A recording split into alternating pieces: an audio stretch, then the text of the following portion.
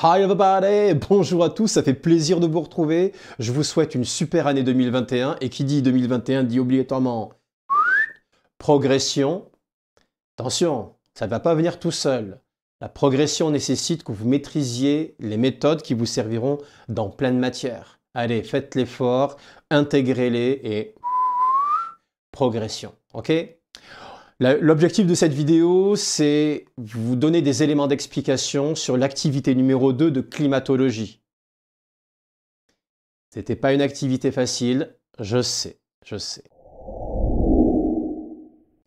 Mais cette activité avait pour but de comprendre l'origine des vents. Et en climatologie, comprendre les vents, c'est quelque chose de capital. Comprendre l'origine des vents, mais aussi faire le lien avec l'énergie solaire que nous avons déjà étudié dans l'activité 1. Il y a un lien. Les activités se suivent dans un sens logique. Vraiment. Bien. Let's go!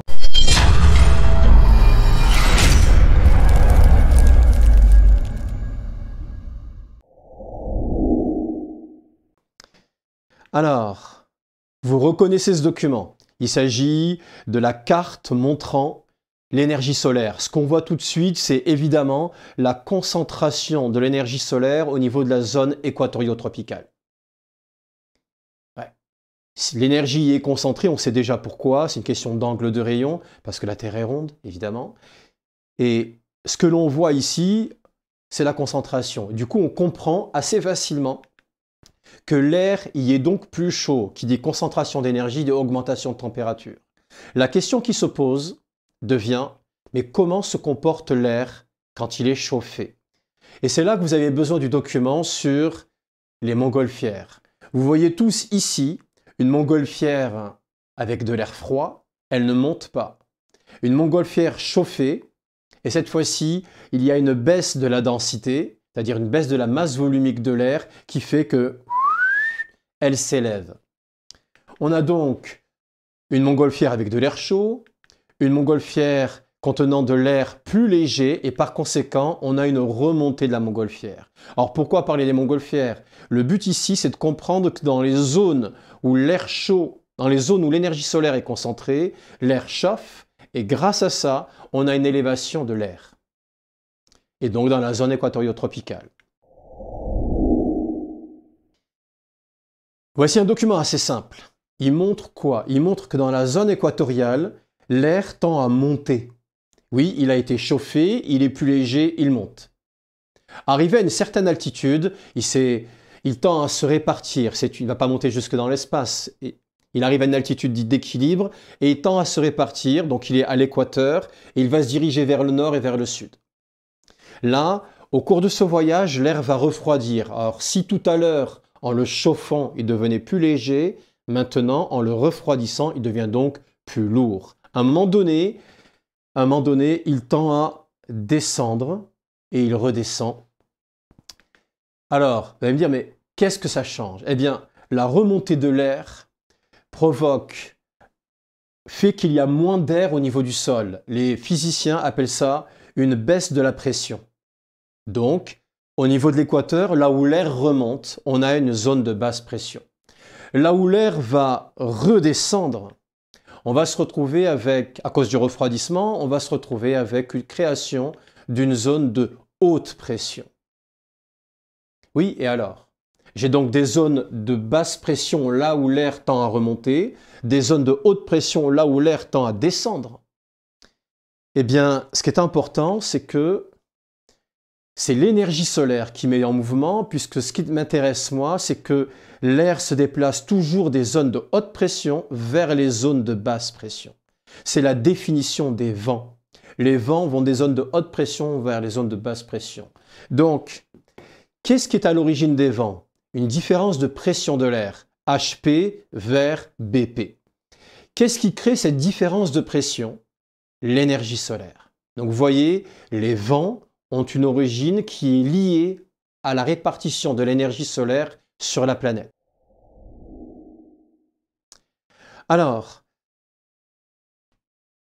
à quoi ça devrait ressembler? Regardez, on a ici une planète théorique. On a au niveau de l'équateur une remontée de l'air chaud. Au niveau de l'équateur, on a une remontée de l'air chaud qui ensuite va partir vers les pôles sud et nord.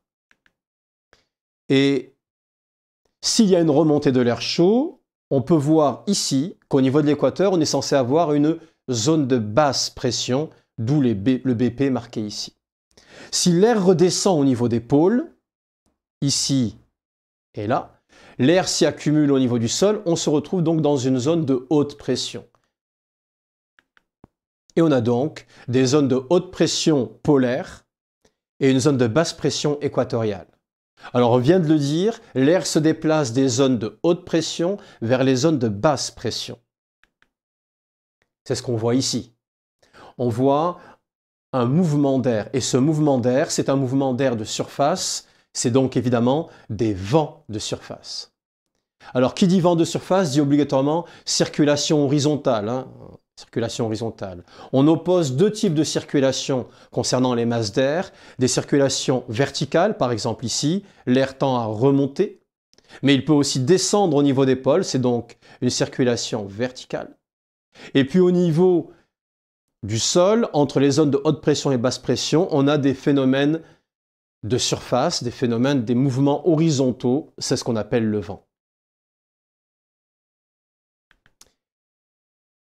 On a donc une circulation verticale, ça monte puis ça redescend, associée à une circulation horizontale, les vents par exemple. L'ensemble forme ce qu'on appelle des cellules de convection atmosphérique. Vous voulez voir à quoi ça ressemble? Ben, vous l'avez déjà vu, c'est ça. Ça monte, ça redescend, ça se déplace, ça monte, ça redescend. Une cellule de convection ou boucle de convection, c'est quand on a déplacement de façon circulaire. Vous en avez à chaque fois que vous faites cuire des pâtes. Vous avez la casserole, vous faites chauffer l'eau et à un moment donné, blop, blop, blop, ça se met à tourner. Il y a donc une différence de température qui est à l'origine des boucles de convection. Ici, la différence de température correspond à une différence ensuite de pression.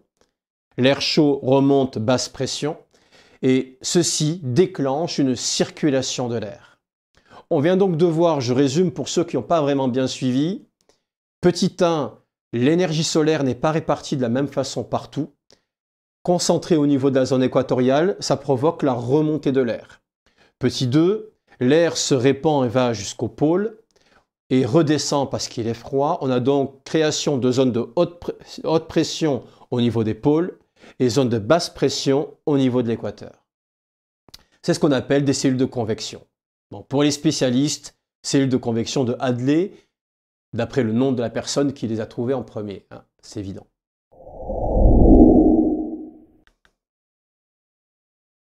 Il y a un problème. Il y a un problème. Et en science, on adore les problèmes. La Terre n'est pas une planète figée. La Terre tourne sur elle-même. Oui, et alors? Eh bien, la rotation de la planète va provoquer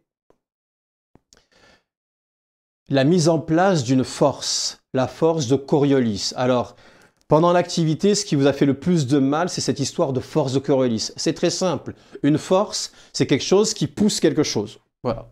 C'est une force, c'est immatériel, ça pousse quelque chose. Et à cause de la rotation de la planète, on se retrouve avec une force qui tend à faire dévier les vents. Et donc, elle va découper en morceaux cette fameuse boucle de convection atmosphérique, cellule de Hadley. Et elle fracture en 3 morceaux, comme on le voit ici. Donc on reconnaît ici la planète Terre, évidemment. On a des mouvements atmosphériques, mais ça ne correspond pas au schéma précédent. Au niveau de l'équateur, l'air chaud tend à remonter. Et il redescend non pas au niveau du pôle nord et du pôle sud, il redescend à 30 degrés de latitude nord et à 30 degrés de latitude sud. La zone de haute pression se trouve là où l'air redescend. Les zones de basse pression, là où l'air remonte. Si vous avez compris ça, vous comprenez que là, je suis en train de vous mettre une planète, je vous trace l'équateur et les 30 degrés de latitude nord et sud, et tant qu'à faire les autres latitudes importantes, 60 et 90 degrés, nord et sud. On vient de repérer, on a compris qu'au niveau de l'équateur, on a une zone de basse pression. Mais au niveau des latitudes 30 degrés nord et sud, on a des zones de haute pression. On retrouve donc une alternance haute pression, basse pression, haute pression, basse pression, haute pression, basse pression, etc. Et entre les zones de haute pression et de basse pression, il va y avoir évidemment mise en place de vents de surface. Alors si on regarde ce document, parce qu'il est intéressant, il est fait par moi, donc on écoute. Si on regarde ce document, qu'est-ce qu'on voit? On a l'impression que les vents sont uniquement, je vais dire verticaux, mais ce n'est pas verticaux, ils sont dans le sens des longitudes, des méridiens, voire cours de géographie. Donc, les vents devraient se situer dans le sens de l'axe des pôles nord et sud. Voilà. Est-ce que c'est vraiment le cas? Est-ce que ça, c'est juste? Ok, c'est moi qui l'ai fait, mais est-ce que c'est juste? Alors, il se trouve qu'il existe une force dont on a déjà parlé, mais on va la préciser. Cette force, c'est la force de Coriolis. Elle est liée au fait que la Terre tourne sur elle-même. Cette force de Coriolis dévie dans l'hémisphère nord vers la droite, dans l'hémisphère sud vers la gauche. En clair, si je suis un vent et que je me déplace, si je suis dans l'hémisphère nord, je tourne vers ma droite. Si je suis dans l'hémisphère sud, je tourne vers ma gauche. C'est dans le sens du déplacement. Jusque-là, tout va bien. Reprenons notre schéma. Vous vous souvenez, j'avais mon alternance haute pression, basse pression, basse pression, etc. J'avais donc mes vents qui vont des zones de haute pression vers les zones de basse pression. Dans l'hémisphère nord, c'est-à-dire ici, dans l'hémisphère nord, les vents vont être déviés vers leur droite par application de la force de Coriolis. J'ai donc dévié les vents vers leur droite. Bon, évidemment, si le vent qui normalement va de la zone de haute pression vers la zone de basse pression est dévié vers la droite, quand il arrive de ce côté, ça revient par ici. Évidemment, la Terre est ronde, hein, je le rappelle, la Terre est ronde. Pareil pour la région polaire. Le vent est dévié vers la droite, ça fait le tour, ça revient. Mais qu'en est-il ici? Là, ici, entre là et là, entre 30 degrés de latitude nord et 60 degrés de latitude nord. Le vent est censé remonter vers le nord. Mais s'il est dévié vers la droite, et hop là, je vais dans l'autre sens, par ici. D'accord? Puis ça revient évidemment de l'autre côté. Donc, on vient de comprendre la circulation des vents qui n'est pas du tout nord-sud, mais qui est plutôt est-ouest. Et cette circulation est-ouest est liée à la force de Coriolis. Bon, j'en vois un parmi vous qui va me dire « Ouais, qu'est-ce qu'il en est dans l'hémisphère sud? Pourquoi tu l'as pas fait, dis donc ?» On va le faire tout de suite, gamin. Dans l'hémisphère sud, les vents sont déviés vers leur gauche et non plus vers leur droite. Alors, vers leur gauche. Ok? Alors, j'ai donc des vents déviés, le schéma se ressemble, et voilà. J'ai donc ainsi tous les vents principaux de la planète qui sont en fait des vents au départ nord-sud, puis à cause de la force de Coriolis, deviennent est-ouest. On peut donc dire que la force de Coriolis crée des vents d'orientation est-ouest. Des vents d'est et des vents d'ouest. Alors, on va être très simple. Un vent d'est, c'est un vent qui vient de l'est. Un vent d'ouest, c'est un vent qui vient de l'ouest. Si vous regardez une carte, l'ouest est à gauche et l'est est à droite. Voilà, c'est aussi simple que ça. Bien, les vents d'ouest, eh bien, nous, on est dans une région de vent d'ouest. Là, maintenant, on est dans une région de vent d'ouest. En France, les vents soufflent principalement d'ouest en est. D'accord? Mais si vous êtes dans la région intertropicale, les vents soufflent d'est vers l'ouest. Le sens n'est pas le même, évidemment. On appelle alors les vents de la région intertropicale qui viennent de l'est, donc des vents d'est, s'appellent des alizés. Hop là, des alizés. Les alizés sont les vents qui soufflent de l'est vers l'ouest. On a donc la région des vents d'ouest entre 30 et 60 degrés de latitude nord, de latitude sud, la région des vents d'est qui nous viennent dans la région intertropicale, mais aussi dans les deux régions polaires. On appelle ça les régions circumpolaires. Si vous êtes de bons élèves et que vous avez pris un stylo et une feuille, vous avez fait des cases. Vous avez transformé ce que je vous ai dit et montré sous forme d'un schéma fonctionnel. Ça, c'est pour les bons élèves. Si jamais tu ne l'as pas fait, tu fais pause, tu retournes en arrière dans la vidéo et tu prends des notes sous forme de cases reliées par des flèches. C'est une compétence capitale pour ton avenir. Alors tu vas le faire. Une question de motivation à un moment donné. Alors, comme je suis un prof super top, extraordinairement sympa, je me suis dit, mais pourquoi je ne fais pas moi un schéma bilan fonctionnel qui permet de poser les bases de ce que je viens d'expliquer? Bon, allez, je me lance. Un schéma fonctionnel. Oh, c'était pas prévu, j'improvise.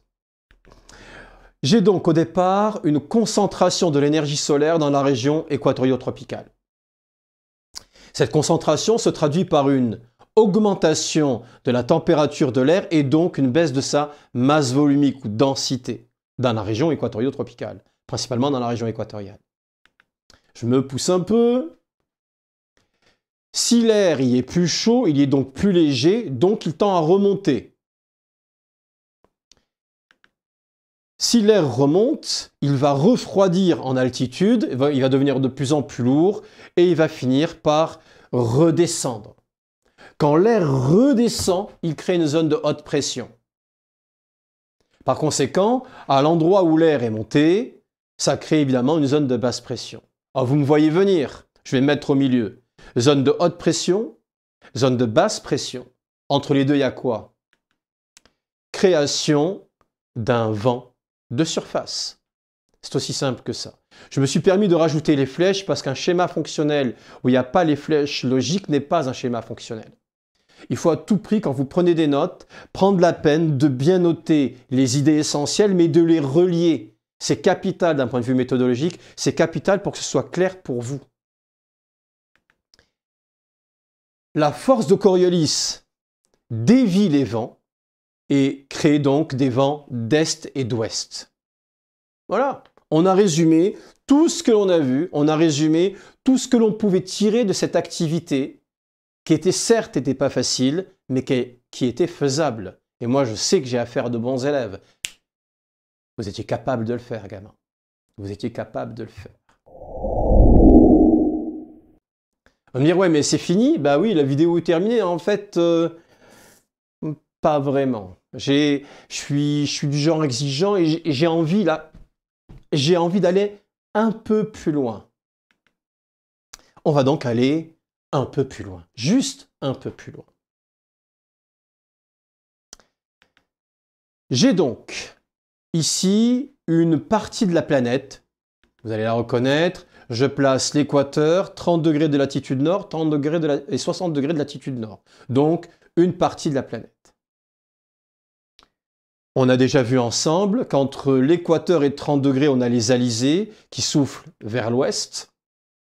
Et entre 30 degrés et 60 degrés, on a les vents d'ouest qui soufflent donc vers l'est. Jusque-là, c'est simple. Mais je vais essayer d'être logique. On est dans l'hémisphère nord, là. C'est un petit bout de la planète, on est dans l'hémisphère nord. Ok, mais qu'est-ce qui se passe dans l'hémisphère nord? Ben, il y a Coriolis.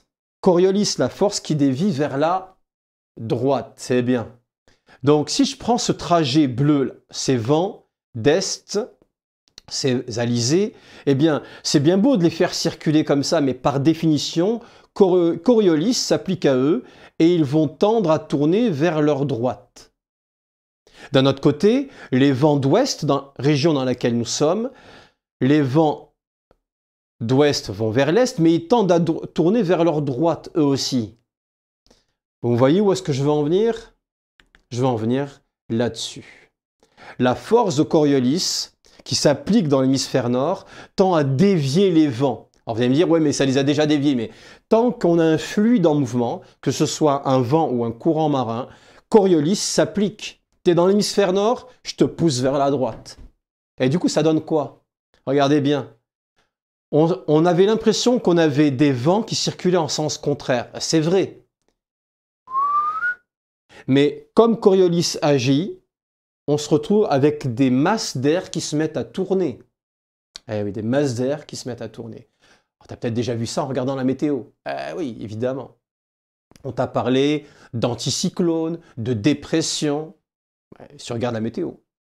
J'ai donc en tout cas des masses d'air. Les masses d'air qui se mettent à tourner, c'est la preuve qu'il y a une force qui tend à dévier les vents. Alors, vers la droite, puisqu'on est dans l'hémisphère nord ici. Tu comprendras évidemment qu'il y a les mêmes masses d'air dans l'hémisphère sud, et là, ça tourne dans l'autre sens, évidemment.